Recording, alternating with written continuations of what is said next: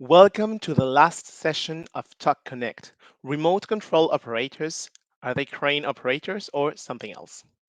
These 3 weeks, we have enjoyed outstanding content and engaging discussions with industry experts, topics such as the recovery of the market, digital transformation and cybersecurity, green transition and sustainability, automation, port infrastructure and hinterland connectivity, and only some of and these are only some of the highlights of this 3 week experience.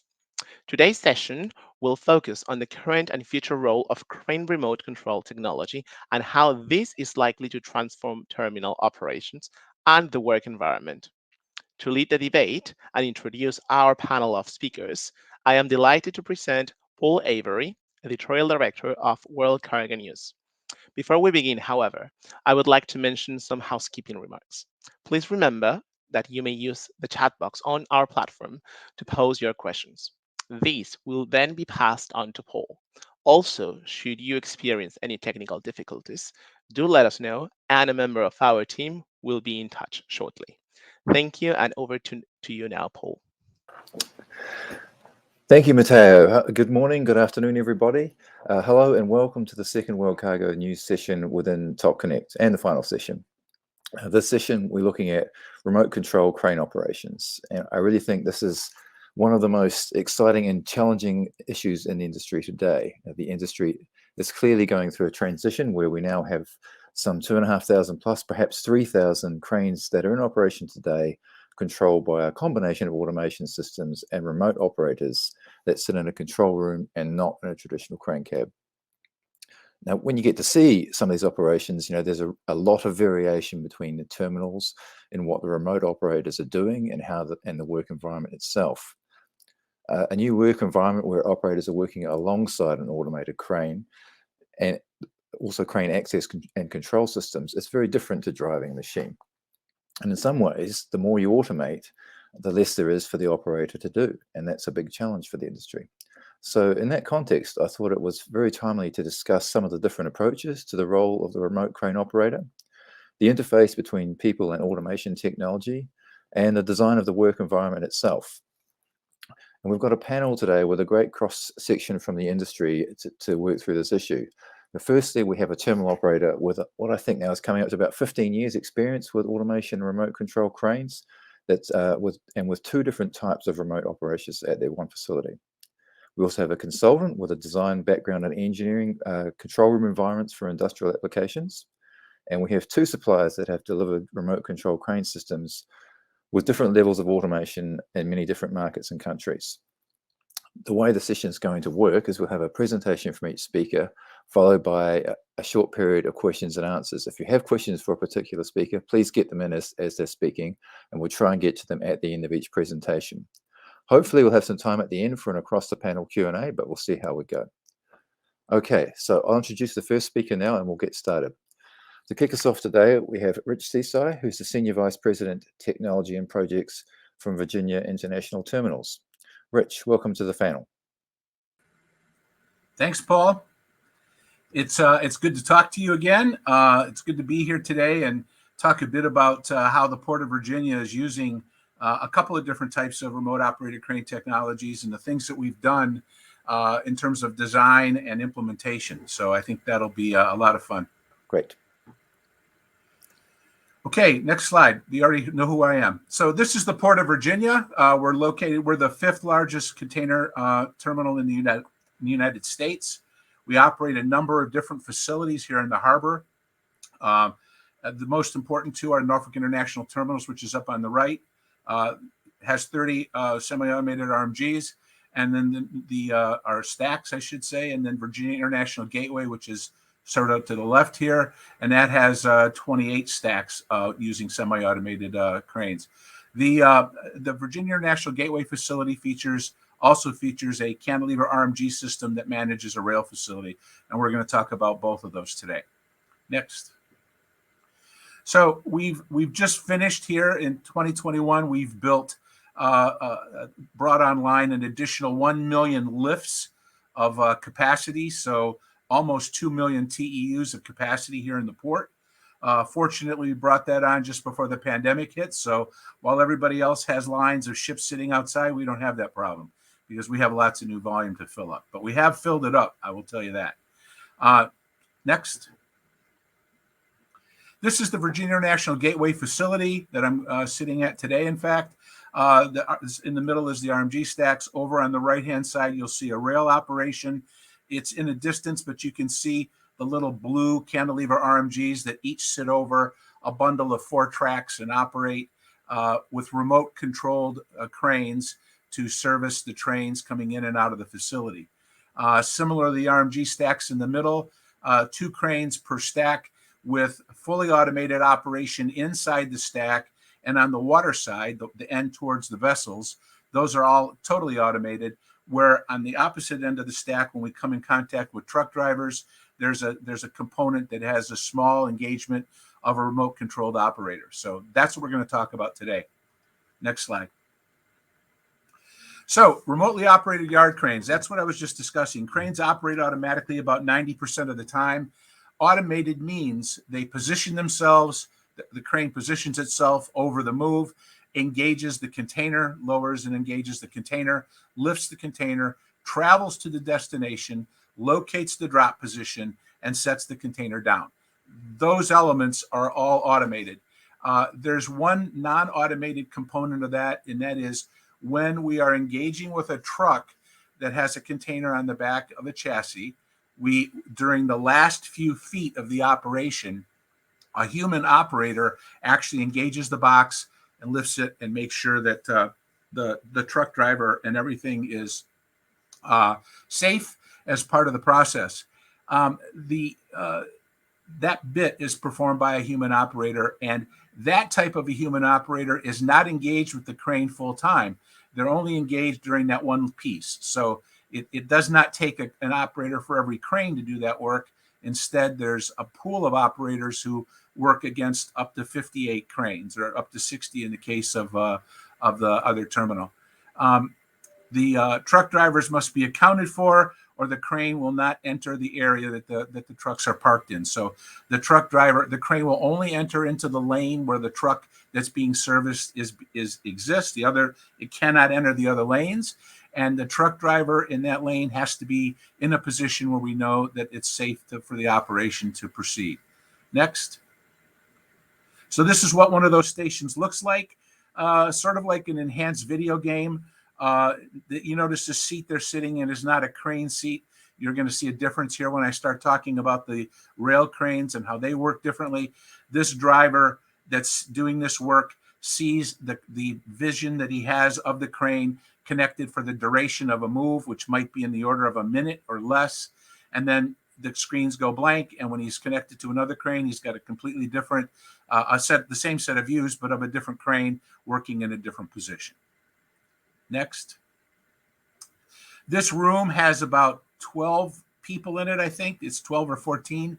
And this group is handling 58 cranes doing their work.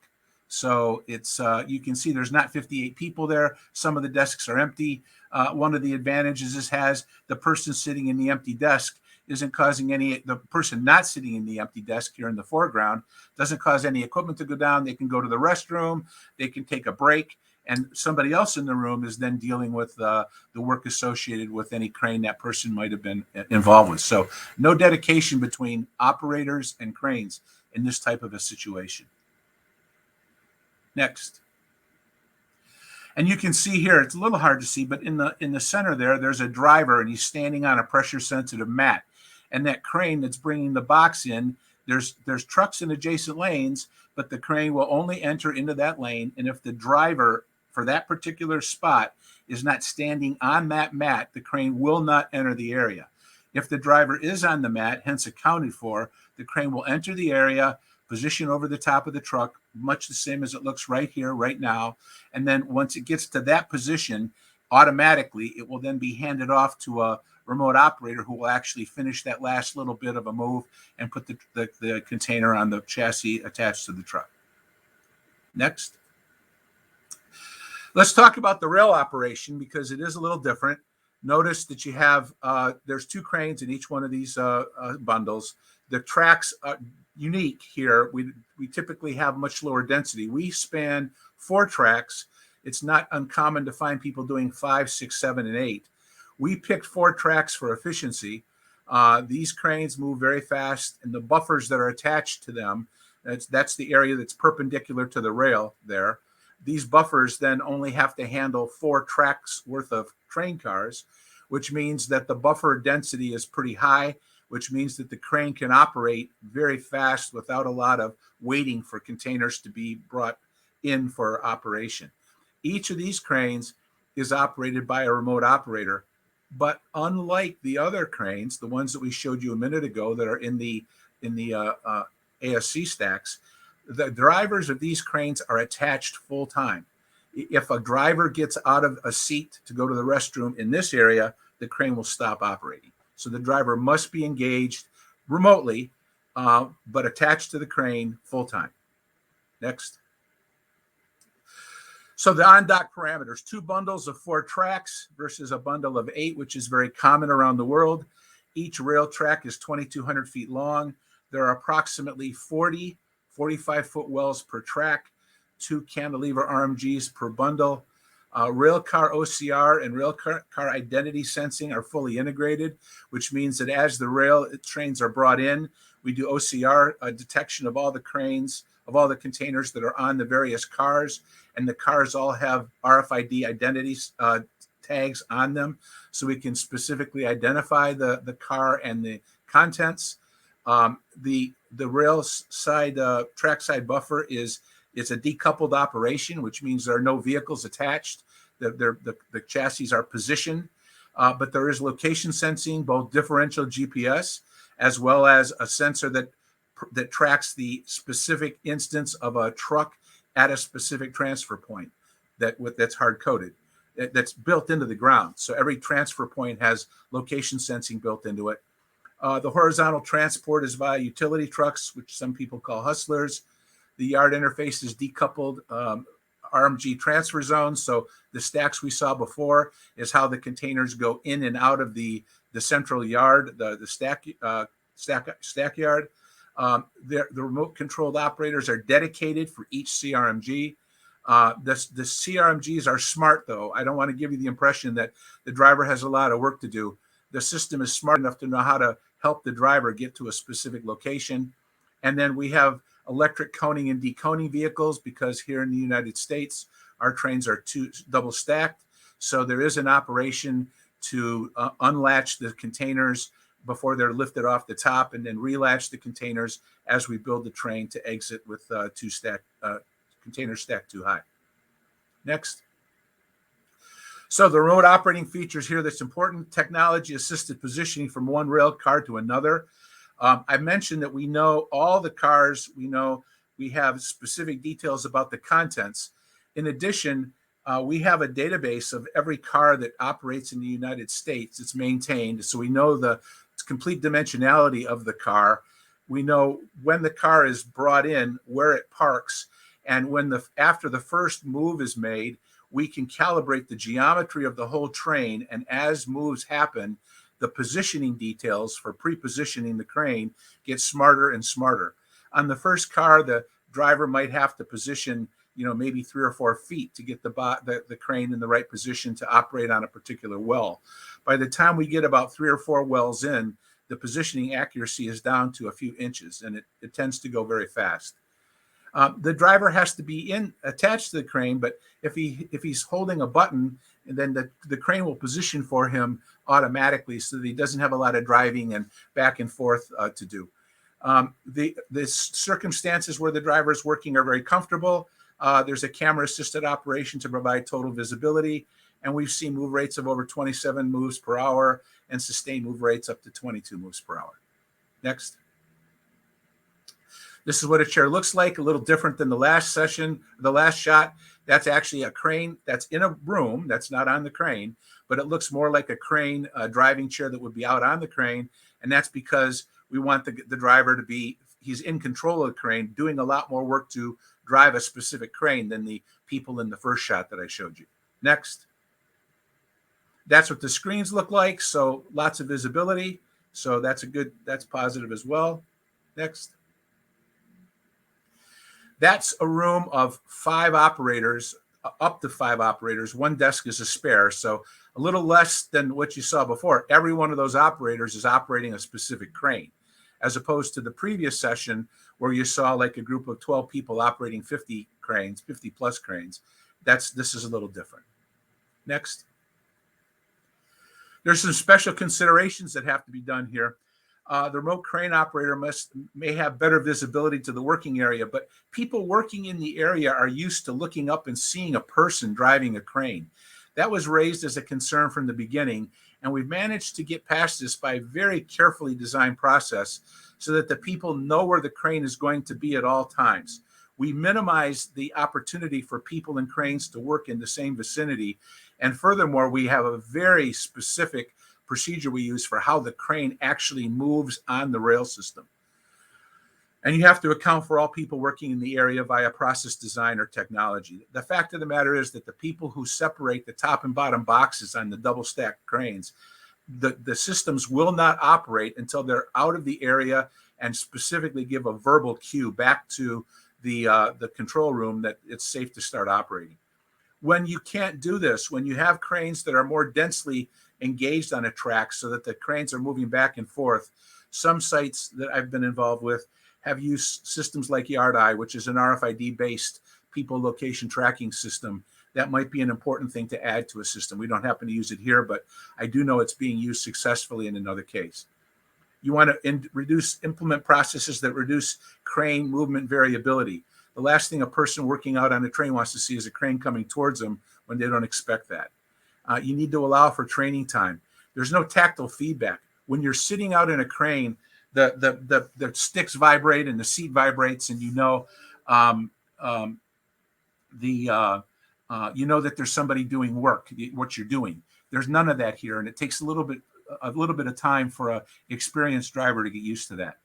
And then finally, distinguish between automated scenarios like the one I showed you to start with and technology assisted moving like the one I showed you at the end, because there's a difference in terms of what you're going to get and how you have to implement them. And that's it.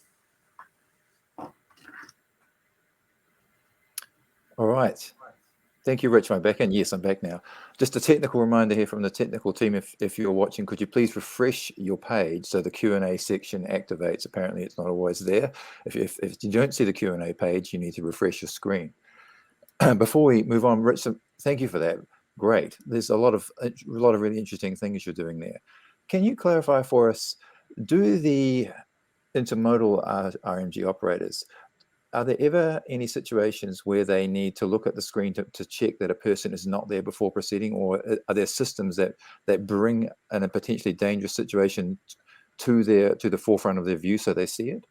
Yeah, they see the cameras show the operating area around the crane. They're not as dedicated as you saw in the first screens to just engaging on the box. So they do have visibility front and back of the crane so that they can see people. And there are laser systems that detect people anywhere in the area of a crane operating. So whether it's equipment or people, you can't get near the crane without having the lasers know that there's somebody there. Okay. Now you've created two very different roles. Are they interchangeable between people? Do you have a separate pool of people for both types of crane operating method? Are there different people? Yes. Can you be a yard operator and an RMG and an intermodal yard operator? Yes. Given the way the jobs are classified here in the U.S., you could be. I mean, the person can't just plop down and do the work. They have to be trained. Mm-hmm. But it is possible that a person is trained in both operations and could do either role. Okay. And are there periods when there's not a lot of work for the remote operators? And if there are, what do they do during those periods? Well, if you're talking about the rail operation, it's like anything else. I mean, if a person if there's not enough containers or there's something holding the operation up, it's not a lot different than being out on the crane. You know, there's nothing to do. They may decide to take an opportunity and go to the restroom. They certainly couldn't do that if it was happening out on the real vehicle. So the answer is yes, but it's something we try and minimize. But at the same time, we know for sure, because of where they sit, that they're not looking at their cell phones and they're not watching a video or that kind of thing. So they're engaged and they're more attentive. When it comes to the room full of people, I would say there's a break happening almost all the time. People can eat lunch, people can do whatever, and then they engage when they can, and when they're not, somebody else is doing the work. Okay. Have you run into a situation, because you now have a lot of ASCs, have you run into a situation where you think there could be too many people in a room? Like you mentioned, you have 12 people for up to 58 cranes. Could you have 24 people for all the cranes, or is that too many? So we have not tuned that number carefully. Rather, the number of people we staff is based upon an agreement we have with labor about how many jobs are going to exist to do the work. Okay. So it's an agreement to employ a certain number of people rather than a certain amount of work requiring a certain number of people to get it done. Okay. I think we'll have to, looking at time, I think we'll have to move on to the next speaker now. Rich, thank you very much. Hopefully we can come back for the Q&A at the end. I'd like to introduce the next speaker now. We have a different perspective altogether. We have Ilse Houting, who's a director from Ops Factor, a consultant in control room design. So this will be interesting to see what Ilse has to say. Ilse, over to you. Thank you, Paul. Thank you. Is my presentation on the screen now? Yeah. Okay. Thank you for the introduction, Paul, and thank you all for attending. As a human factors engineer, I'm specialized in translating operational workflow and tasks into a functional workplace design, adapting operations to automation or automation to operations. That's the question for today. And I would like to ask you, what's your preference? What do you think it is? Is it adapting operation to automation or adapting automation to operation? Let's start with realizing how the crane driver's job has changed during the years. We think we are facing a huge change with the introduction of remote control, but the change must have been just as big when cranes and container transportation were introduced. Along the years, heavy lifting transformed in a mainly sitting job, but the sitting posture on the crane is still a physically demanding job. Not to mention the vibrations, accelerations, the air quality, and the high noise levels that crane drivers in the cabin are exposed to. Despite these regrets, the crane driver has the best views you can wish for while operating impressive heavy equipment. That's quite a difference compared to a boring office environment.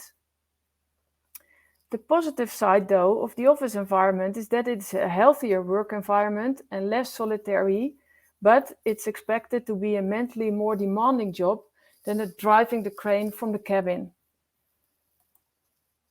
The technology changes do require different competence. In the early days, the crane driver needed to be a tough cookie. The introduction of the crane required technically trained personnel with a sense of responsibility and safety awareness. Remote control operation requires a new set of skills like hand-eye coordination, visuospatial and concentration abilities, more safety awareness, and next-level teamwork skills. It is the classic chicken and egg debate, but it's good to be aware of how capabilities change with generations. The current working population exists of 4 different generations. The main working force is occupied by Generation X and Generation Y, also known as millennials, with a growing attribution of Generation Z as the new kids on the block. If you look closely at how capabilities change over the generations, you will realize that all generations are needed to make a successful transition. A small group of baby boomers is still out there. Unlike more recent generations, baby boomers know how to keep their minds focused on a particular subject or topic. They are loyal to the organization and have a lot of practical knowledge and want to transfer experience. Generation X are beginning to fill the leadership roles of the baby boom generation. They are typically described as being resourceful, independent, and open for change. Where boomers have the experience, Generation X also have the qualifications, so their talent is well worth keeping in business. Millennials grew up with technology and they rely on it to perform their job better. They are confident, ambitious, and achievement-oriented. Millennials appreciate feedback and guidance. They may benefit greatly from mentors who can help guide and develop their talents. And this is where the boomers come in handy because they have something to offer, and mentoring millennials is one way they can continue to contribute to the workforce. Generation Z is starting to enter the workforce. They bring with them new ideas and methods for getting work done.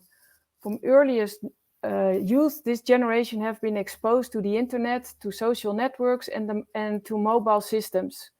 That context has produced a hypercognitive generation, very comfortable with collecting and cross-referencing many sources of information and with integrating virtual and offline experiences. They highly rely on technology. Unlike the millennials, who can remember a time before the internet, most members of Generation Z are very flexible and adaptable. They are used to living in a world full of constant change, particularly online. This translates into highly resilient, change-seeking individuals. So we have seen that new generations are needed and ready for automation. We have also seen that technological change leads to new jobs which require new competence. That's why early alignment of project, process, and people is important.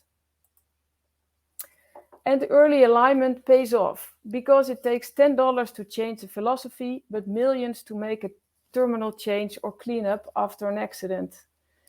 Early alignment will not only lead to a more efficient and less expensive project process, but will also lead to a better end result with lower lifecycle costs. The classical waterfall model is based on a linear and sequential approach. In this case, the project develops systematically from one phase to another in a downward fashion. This method puts technological development before operational change. For operations, this often means wait and see. This may lead to surprises in a later stage of the project or missed opportunities after commissioning. It is likely that this approach leads to overspending of project budget and a higher return on investment. Experience has learned that the Scrum-based approach, where operations and project teams work closely together, can be more effective. When integrating functional and technical specs right from the start, you will get more grip on concept reviews, which can reduce the number of concept rounds. Co-creation will lead to a better end result right from the start, which will lead to a reduction of your return on investment and lower lifecycle costs. Let's have a closer look at the operational impact of automation. There are roughly 3 different operational scenarios after automation, partly based on technical possibilities so far. Nowadays, most ship-to-shore cranes that are operated remotely are single crane operation. So it's more or less the same tasks from a different workplace.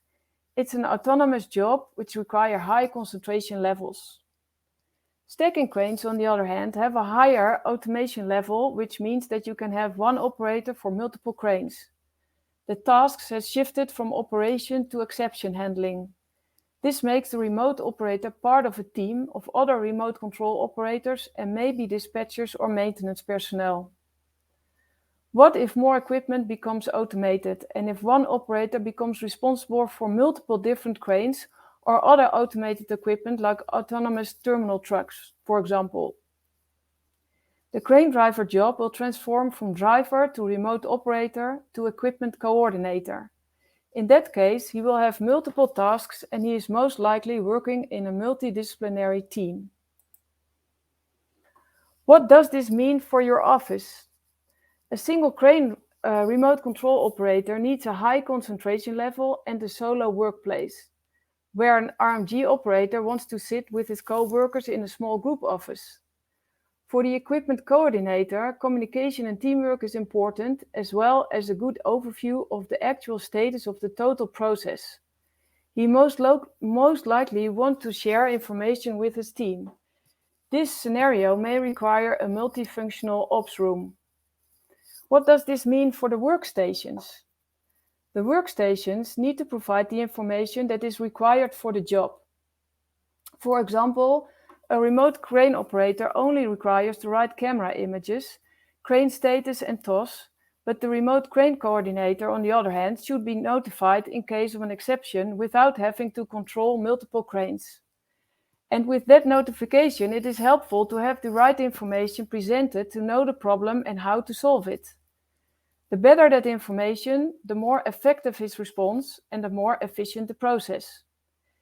And if multiple equipment is going to be coordinated by a single operator, a multifunctional workstation might be needed. The bigger the span of control, the more important it is to have an overview of the actual status information of the total process. What else is needed? The automation and digitalization transition keeps innovating and changing. This will require training facilities, and since commissioning and testing will interfere too much with the operational process, separate commissioning facilities should be considered. Increased digitalization will increase the number of applications per desk. You cannot keep stacking PCs and keyboards on one single workstation. Proper cable management and KVM solutions are needed to create overview and a clean desk. Not to mention the importance of lighting concepts and acoustics in a central operations room. So, here are my conclusions for the operations team. Automation comes with a change of workflow, different roles, and new competence. Proactivity and co-creation pays off. Don't wait what you get, but determine what you need upfront. Every generation has their own capabilities, which can be utilized in this transition. And consider automation and digitalization as a chance and not as a regret. For the project team, it's important to notify that an operations room is not the same as an office. Ensure the end result is operable and not only technically possible.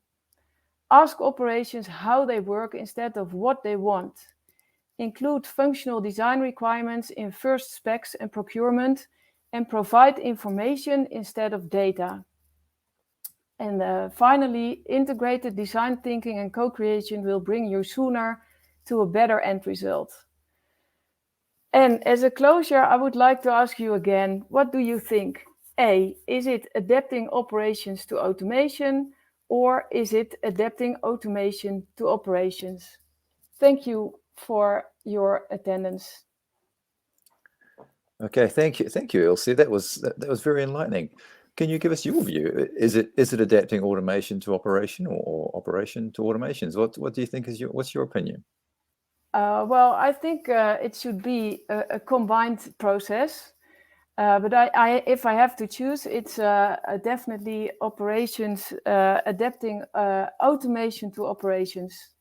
Okay, I was very interested to hear you talk about the other things that remote operators can do, and you mentioned dispatching and other things. I'm not aware of any remote operators doing that yet, but is that the kind of thing you should be thinking of when you start the journey of designing a remote control operated environment?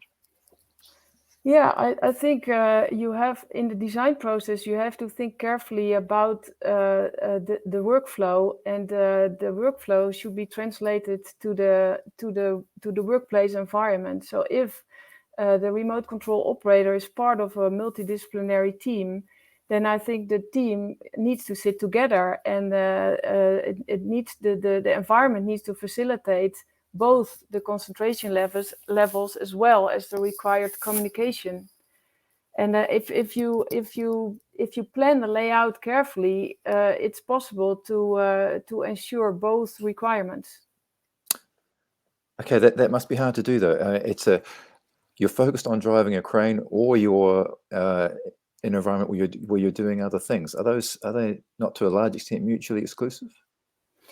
Well, if your only task is operating the crane, then I think the operator needs to sit more or less separated from the rest.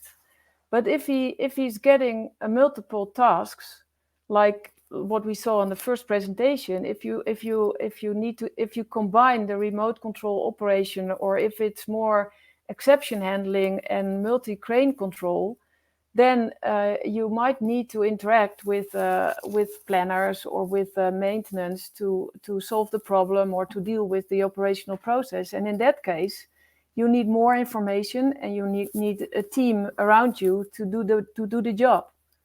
Okay. All right. Thank you very much, Elsie. That was an excellent presentation. Okay, thank you. I'd like to move on now to our third speaker, who is from another different perspective. We have Douwe Wagenaar, who is the manager of remote control simulation for cranes at Siemens. Douwe, the floor is yours. Okay, thank you, Paul. Nou ja, my name is Douwe Wagenaar, and I'm doing a remote control at Siemens.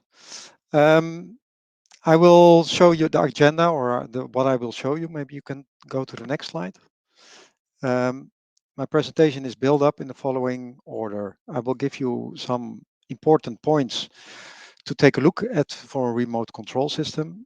I also give you some explanation about the controls in the different screens, some references, and also how you can prepare operators for remote control. Maybe you can go to the next slide. Some very important features to take care of when you start remote control. Now, one of them is, of course, security. So we are remotely controlling a crane, and you want to do it in a secure way so that you don't have issues with hackers or stuff that can adjust your system. But also safety is very important. So you're remotely controlling a crane on a distance based on camera views. So you must be very sure that the camera views are very reliable. But if you see that something goes wrong, you have to also be able to stop the crane in a safe way. So also security is a very important part. Other items to take care of in advance is, of course, the productivity. So when you switch over to remote control, you want to have at least the same productivity, but of course, if possible, higher. Usability is important. The operators are the main focus. They determine how good your system is, and the ergonomics, the way how the operators can control the crane. Can you go to the next slide? Here you see some important features. So what you see on the left, right, is on the right side, you see some applications. So you can have one remote desk and connect to one crane. But you can also have one desk that's able to connect to multiple cranes, not at the same time, but one after another. Or maybe multiple desks where you can select your own crane, what you want to do. It's depending on the crane, and it's depending on, I would say, the degree of automation. So in systems, we build in, for instance, any-to-any solution that you can connect to any crane that you want, but also a pooling feature. So what we see as a vision is remote control is very important to remotely control the crane, and we see it more and more. But in the future, we see also that the degree of automation of the cranes go higher. So at a certain stage, the remote control will move to supervision crane, remotely supervision control crane. Maybe you can go to the next slide. This is a slide that's for us how we set up the system. So to build a good remote control system, you place the operator in the middle and you try to build the solution around it, because the operator will determine how effective the solution is. So in this case, you see a minimum amount of controls and you see only a few screens. And the screens, they change depending on what the operator needs to see. So the system is intelligent, and normally the operator only adjusts the controls and hits a few buttons, but that's only a few. Maybe you can go to the next slide. What can a system do more? And I think personally also very important is a simple screen to log in into the system, but the idea behind it is that our vision is that when you automate a crane, that you want to automate, remotely control multiple cranes, different kind of cranes from the same system. So user administration is very important. So depending on who's logging in, you give the person credentials, and depending on the credentials, you give him access to control certain cranes. Can you go to the next slide? Now here you can see a starting screen, for instance. You see a terminal where you see ship-to-shore cranes and stacking cranes. And this is normally a very flexible screen, which we adjust to the terminal that we are automating. And all the cranes are moving. And the operator can select, depending on his credentials, which crane he wants to operate. Of course, it can also be done automatically. And next slide. Here you see an automation screen. When you have fully automated cranes, where it's, for instance, stacking cranes that do the most movements fully automatic.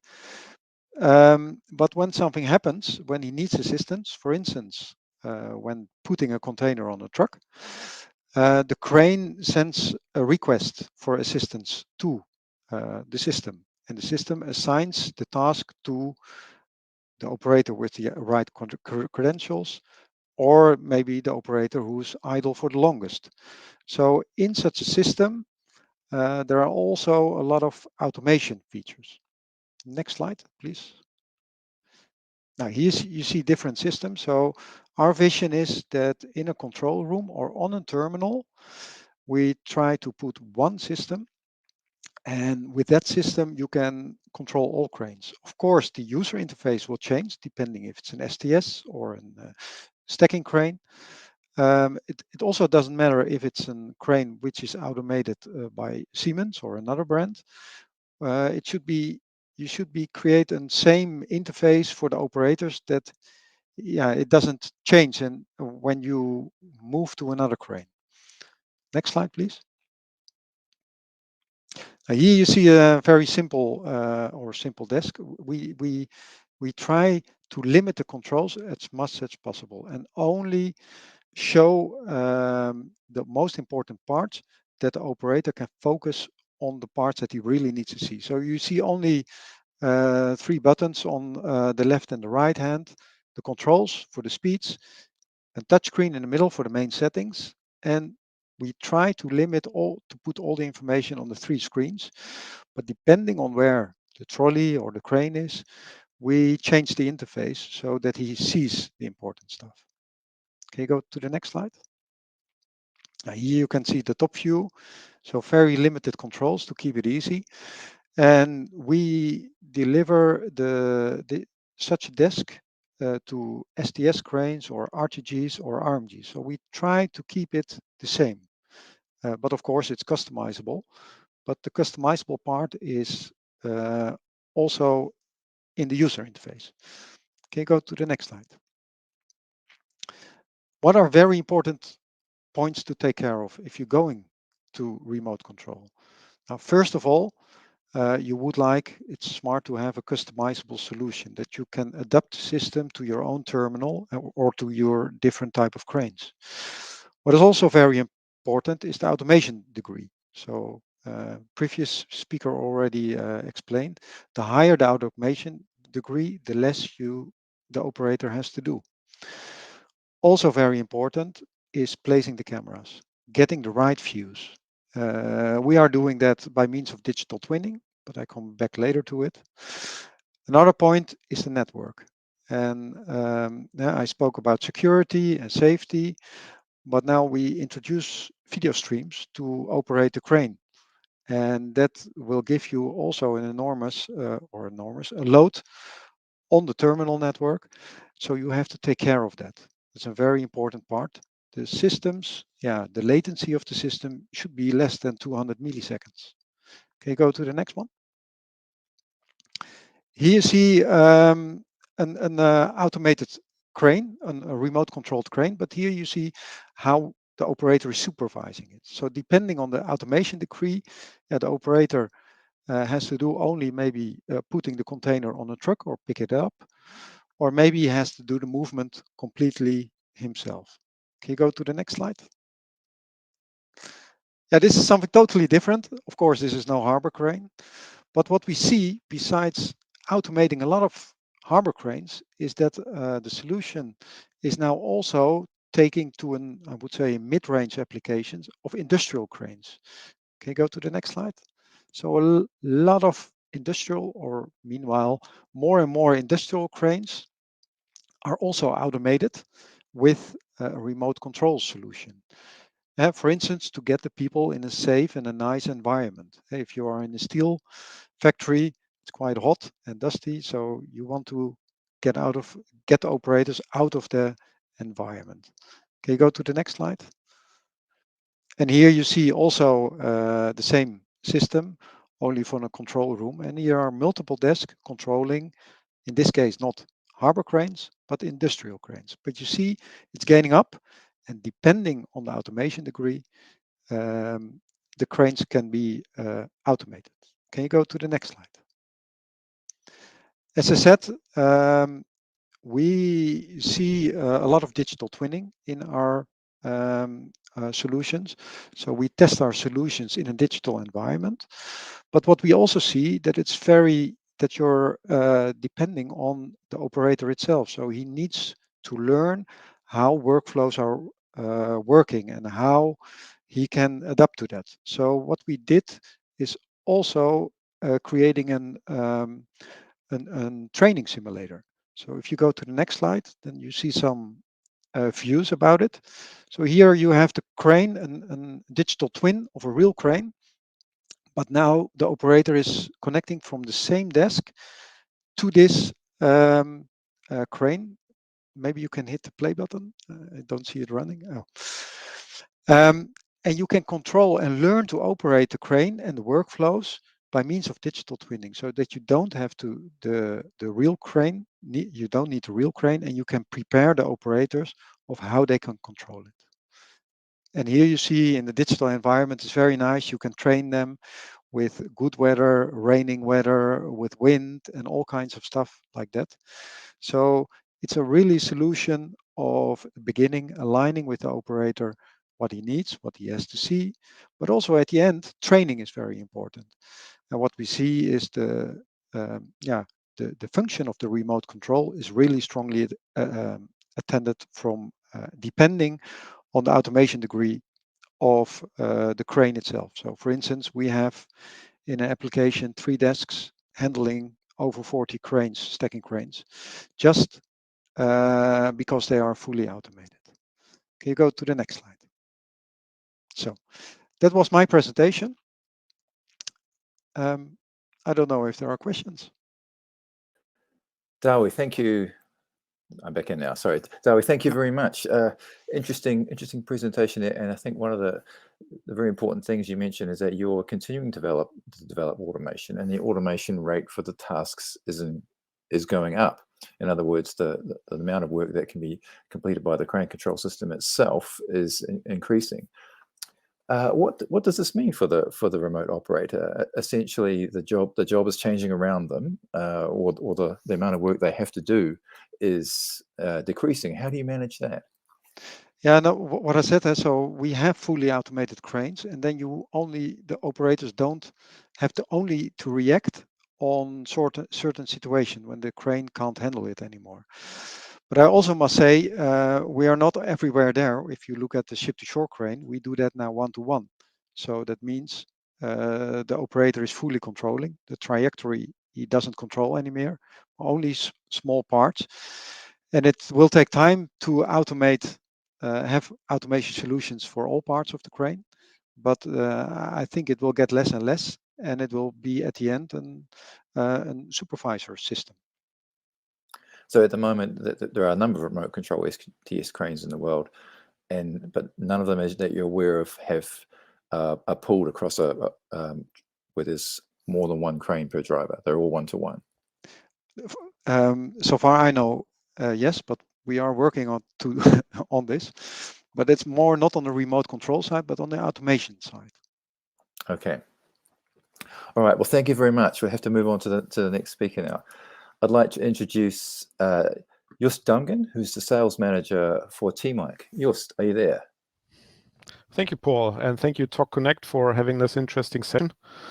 I would like to not go too much into detail because the speakers before me have done an awesome job and raised good questions and talked about good topics. Especially, I would like to thank Rich for his presentation. that enables me to focus on very detailed topics. Next slide, please. We have to be aware that for a long time we had people sitting in the cabin and operating the crane. And I think if you look into remote operation, the idea has been pretty old. In fact, I am working as a mine tour guide, and there is a remote operator station which is like 300 years old. It brings the gentleman operating the hoist to the place where he can see and easily control things and not being at the machine itself anymore. So it was a logical step for all of us to do. And next slide, please. Looking at the time since we're doing this and the number of cranes that we have automated and put remote operation on, it is a huge trend. It's becoming more and more, and that's very interesting. And I think there is a big chance for our industry to help people, because our industry is about people. It is about people in the ports. We want to keep them safe, and we want to make their job as easy and as sufficient as we can. Next slide, please. If you look into automated stacking cranes or rubber-tired gantry cranes or intermodal RMGs, the similarities of these are rather close. It is a question of how much on these cranes is automated. What is the level of automation on those cranes? And for example, as Rich presented for his automated stacking cranes, there is a manual remote landside operations. So at a certain point, a remote operator takes over. For sure, this can also be automated, and we will have a look at such a system soon. And what is really also a point which needs to be viewed and taken care of is if things go wrong. The world is not perfect. So how do you deal with a broken container in the stack, or a malfunctioning mechanical part of the equipment, or electrical part of the equipment? So you want to make sure that your maintenance or service crew has also all the abilities and screens and buttons they need to handle an exception which comes from, let's say, a malfunction of the equipment. Next slide, please. Give you a brief overview of how such a system looks, and I would think that it doesn't matter which OEM is presenting this. We all basically, I guess, use similar systems. You have a certain amount of camera views. You have dedicated camera views. You have pan, tilt, zoom cameras in the right positions. And then depending on the level of automation, you want to look into an array of sensors which enables the crane to do some tasks by itself or support the crane operator. For sure, you need a powerful PLC and you need a powerful CPU to process all this data, especially have a real-time processing of the camera views to serve the remote operator to do his job properly. Next slide, please. Here are views of the operator desks that we use. These can be designed to the needs of the customer and the customer's workforce. Ilse did a great job to present the certain needs of the generation and how it evolves. I also heard about one manufacturer who used a PlayStation control to operate one of its cranes just as a trial. But if you have a young person who's used to that, they can be very effective. And they might even be ineffective using the big joysticks as we see them here. Key is to give the right view to the right person to enable them to do their jobs. Next slide, please.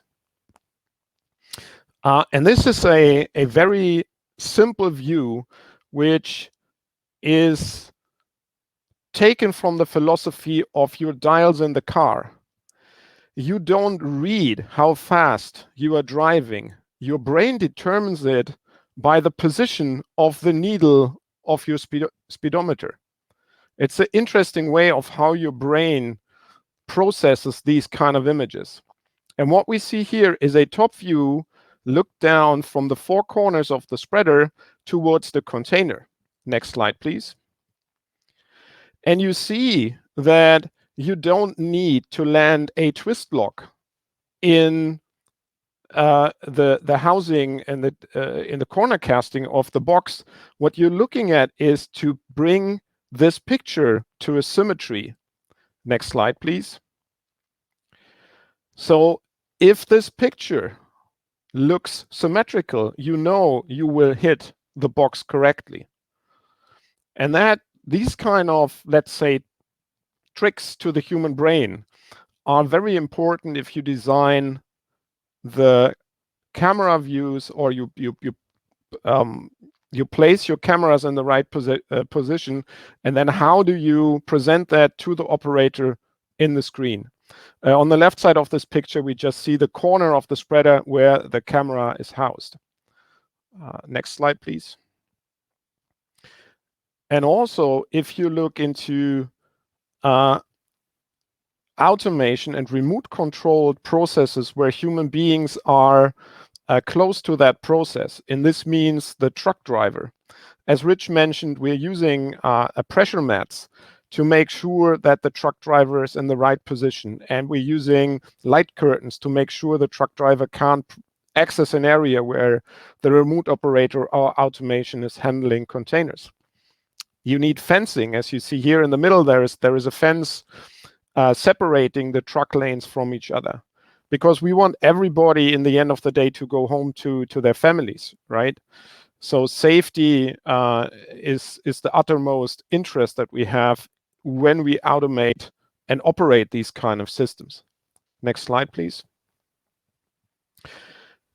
I talked about it earlier. The world isn't perfect. Things go wrong. So what do you do if in your automated system with very few people being on the terminal and your cranes are operating automatically, something goes wrong? And again, this might be a container, this might be a sensor, this might be a mechanical issue. So to make sure your maintenance crew can do their jobs, they need a lot more information than the crane driver or the remote operator for the crane, for the normal handling processes. So you want to separate those and make sure that you not overwhelm the normal operator, the normal remote operator, but the maintenance personnel has all the possibility to see the data of the crane, to operate certain pan tilt zoom cameras, maybe even on top of the trolley you can see your hoist gear, or maybe at the gantry that you can see your gantry wheel alignment. All of these are very important topics for the maintenance crew. And you see the gentleman here has 3 additional screens to pull in all the data, and a lot more possibility to gain that. Next slide, please. This rail-mounted gantry crane I'm talking about here is what Rich showed in his presentation. We are looking at basically a manual crane. Sure, this can be automated, and we have done automation on those, and then the amount of responsibility of the remote crane operator becomes less and less. But here we are looking into a basically manual operated rail-mounted gantry crane on an intermodal yard with some driver assist functions. Next slide, please. And also, again, what is your labor force? Where are they coming from? The goal here was to replicate a crane cabin, but have it in an office. So you see the gentleman is sitting, and that's courtesy of an Italian manufacturer for these arrangements. He's sitting basically in a proper crane seat with the proper crane controls, and he has all the views in front of him that he would usually have when he was sitting in his cabin. Beside of the stress to his body is a lot less. And if he wants to go to the restroom, he just can stand up, grab himself a coffee, and come back. Next slide, please. Ship-to-shore cranes. In our philosophy, this is a very much different ballgame. There is a lot more responsibility for the remote operator of a ship-to-shore crane because you have to also keep the ship safe. And it's very hard to control people walking around on a ship. You have the lashers disconnecting, the lashing rods, twist locks, etc. So certain automation can be done. We have done it. But the ship side will always have a certain degree of automation. So are you going to implement this in a terminal where you have experienced ship-to-shore crane drivers? Do you need to replicate a ship-to-shore crane cabin? Or, next slide, do you want to do something which is more focused on the millennials? First of all, for sure, you need a lot more camera views on such a more complex crane with the ship in front of the crane, with all these people working around and the ship is moving, etc. Next slide, please.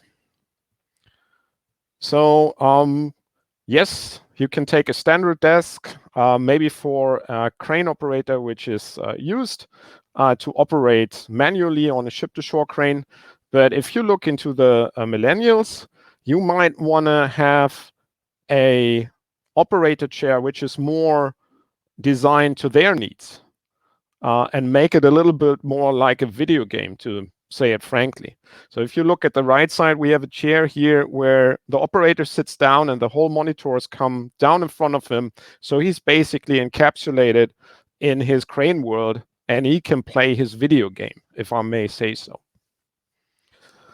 So what workforce do you have? How old are they? How educated are they in operating a traditional crane versus starting new on a remote operation? I think these are all questions which need to be asked.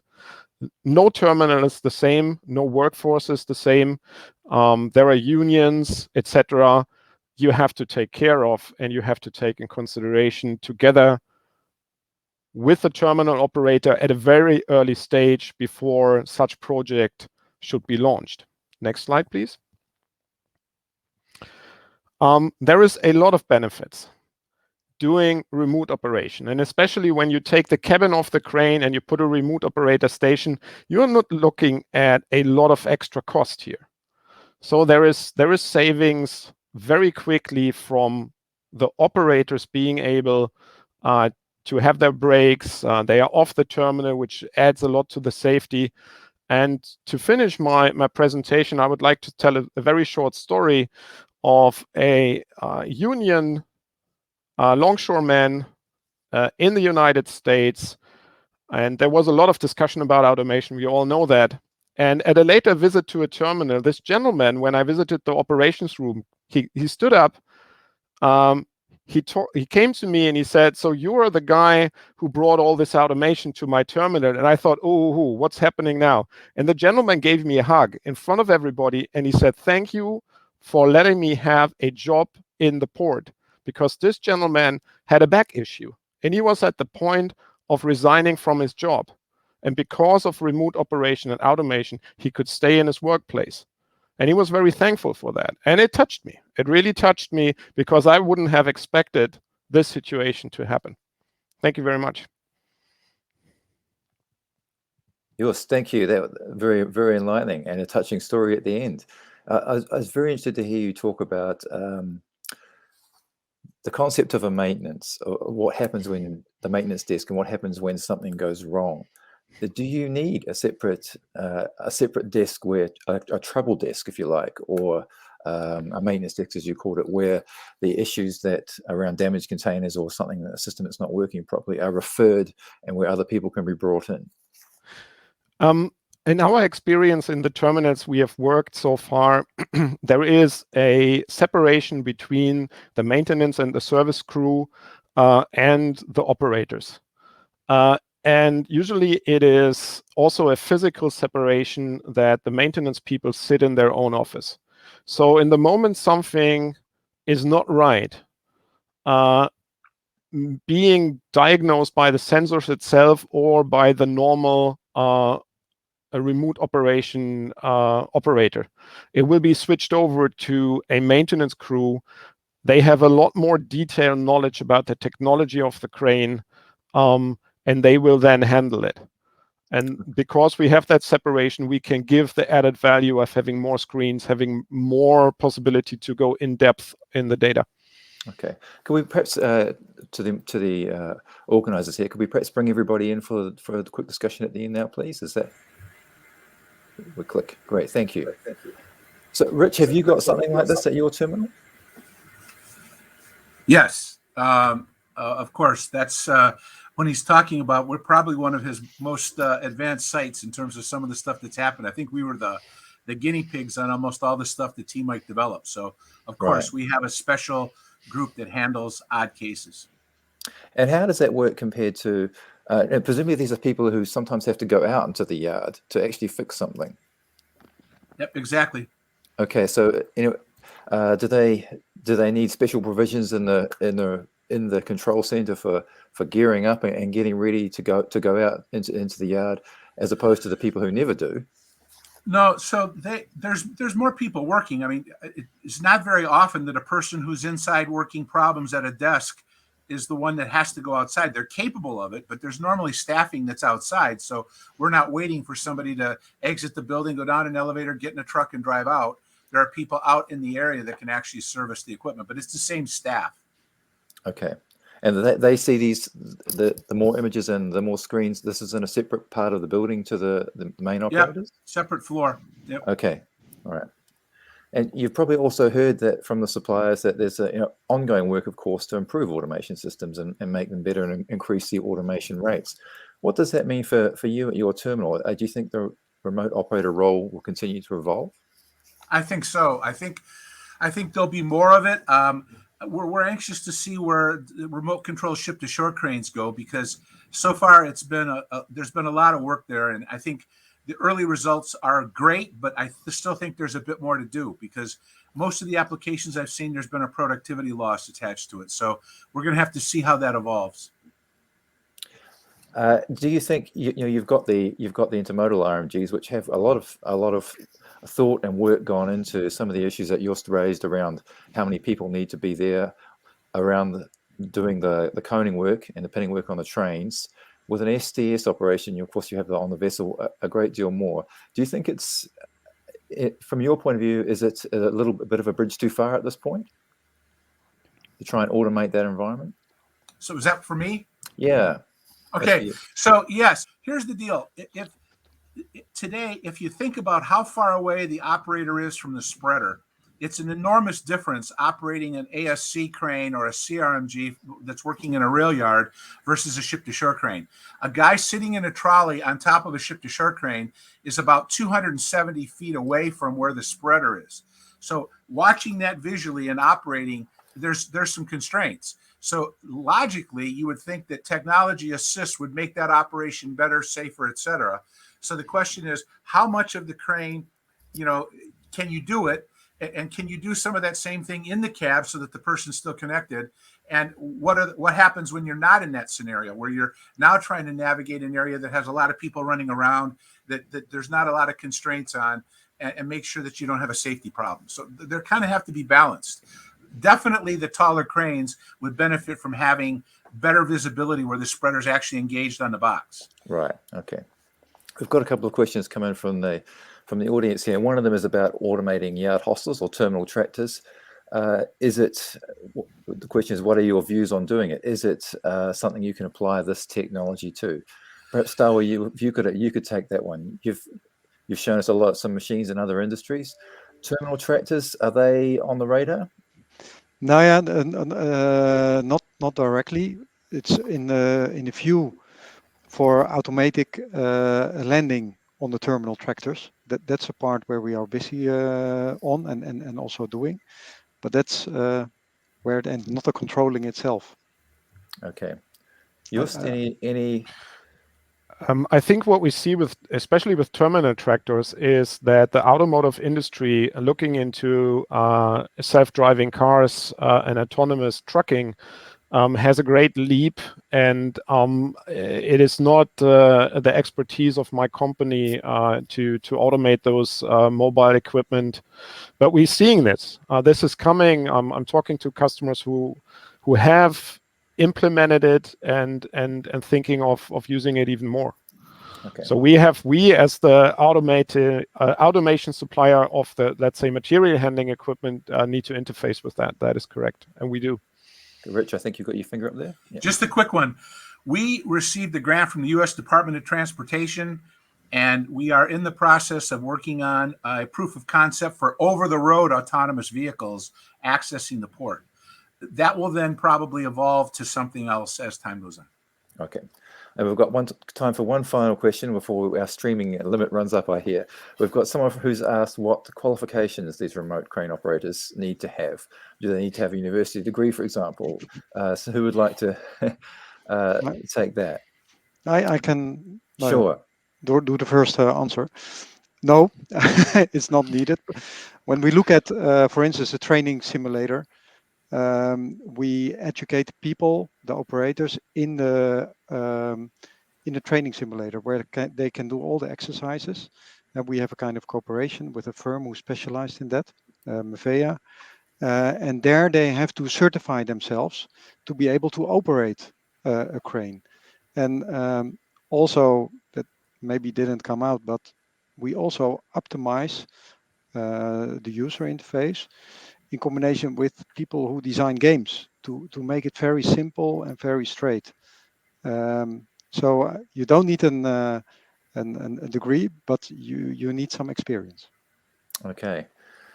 Well, unfortunately, we have run out of time. I really there were some great points there that Just and Ilse linked together on millennials and what they want in terms of crane operators with perhaps PlayStation controllers. I know I have some people in my house that would like to see that, but we have run out of time, so I have to wrap it up. Thank you, everyone. That was a really great session. I value your time. It was good of you to give freely in that respect, and enjoy the rest of your day. Thanks once again. Thank you. Thank you. Okay, thank you. Bye-bye. Bye. Hi everyone. Thank you, thank you so much for a very engaging discussion. Thank you, Paul, Dawe, Ilse, Just, and Rich. I think is already left, but I just wanted to thank you all for a very engaging discussion, very interesting points as you have mentioned, and unfortunately we do have a time limit. But please bear in mind for our audience out there that this session will be available on demand for up to 1 month after today. So if you missed it today, you can always get back to our platform and rewatch it. And also, if you want to continue the discussions, please use our platform to continue to connect and to continue this debate that is so relevant and so interesting for our session. This has been the last session of Talk Connect of this 3-week hybrid experience. On behalf of Talk Events, I would like to thank all the speakers that have joined us throughout these 3 weeks and the audience. Without your support and your knowledge and the audience, of course, this wouldn't have been possible. Thank you very much, and hopefully we'll see each other again face to face. All right. Thank you. Thank you. Thank you.